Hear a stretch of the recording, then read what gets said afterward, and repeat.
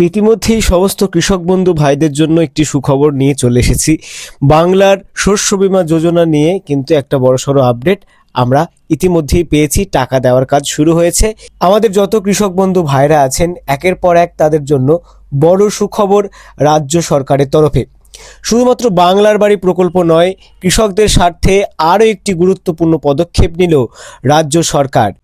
হ্যাঁ বন্ধুরা, রাজ্য সরকার অর্থাৎ মাননীয় মুখ্যমন্ত্রী মমতা বন্দ্যোপাধ্যায় শুধুমাত্র বাংলার বাড়ি প্রকল্প ছাড়াও কৃষকদের স্বার্থে আরও একটি গুরুত্বপূর্ণ পদক্ষেপ কিন্তু নিয়েছে।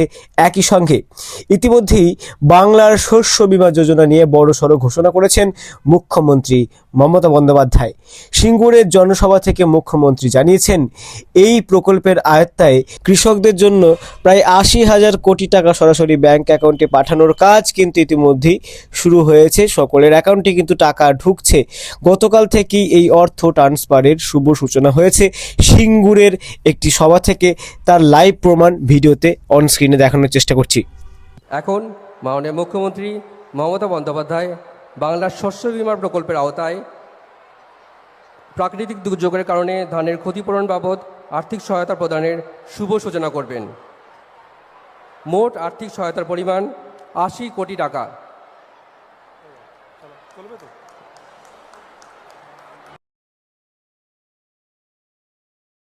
তো আপনারা লাইভ প্রমাণ হয়তো দেখতেই পেলেন, টাকা ছাড়ার কাজ ইতিমধ্যেই শুরু হয়ে গেছে। সবচেয়ে গুরুত্বপূর্ণ বিষয় হলো এই টাকা ইতিমধ্যেই উপভোক্তা এবং প্রাকৃতিক দুর্যোগে ক্ষতিগ্রস্ত বহু কৃষকের ব্যাংক অ্যাকাউন্টে ঢুকতে কিন্তু শুরু করে দিয়েছে। অনেক কৃষকই নিজের মোবাইলে ব্যাংকের SMS নোটিফিকেশন ইত্যাদি কিন্তু পেতে লেগেছেন টাকা ঢোকার সংক্রান্ত। রাজ্য সরকারের দাবি এই শস্য বীমা যোজনার মাধ্যমে ফসলের ক্ষতি হলে কৃষকদের আর বড় আর্থিক সমস্যায় পড়তে হবে না। কোনো প্রিমিয়াম না দিয়ে এই সুবিধা পাচ্ছেন কৃষকরা।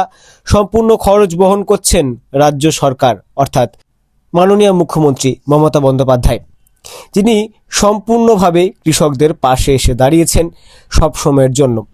কৃষকদের পাশে দাঁড়িয়ে তাদের আর্থিক নিরাপত্তা নিশ্চিত করতে এই উদ্যোগ, এমনটাই জানিয়েছেন মুখ্যমন্ত্রী।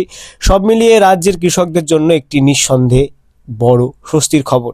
আপনাদের সকলের সুবিধার্থে একটি কথা বলে রাখছি এই ভিডিওতে, যদি আপনাদের অ্যাকাউন্টে টাকা না ঢোকে, যদি মেসেজ যদি না পান ফোনে, সেক্ষেত্রে আপনারা ব্যাংকের পাসবুকটা ব্যাংকে গিয়ে আপডেট করুন।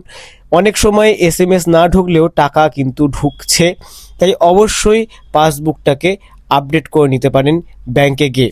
তো এই ছিল আজকের ভিডিওটি ভালো লাগলে অবশ্যই লাইক করুন, বেশি বেশি করে শেয়ার করুন। পরবর্তীতে যে কোনো সরকারি প্রকল্পের আপডেট সবার আগে পাওয়ার জন্য চ্যানেলটিকে অবশ্যই সাবস্ক্রাইব করুন। ততদিন পর্যন্ত ভালো থাকুন, সুস্থ থাকুন।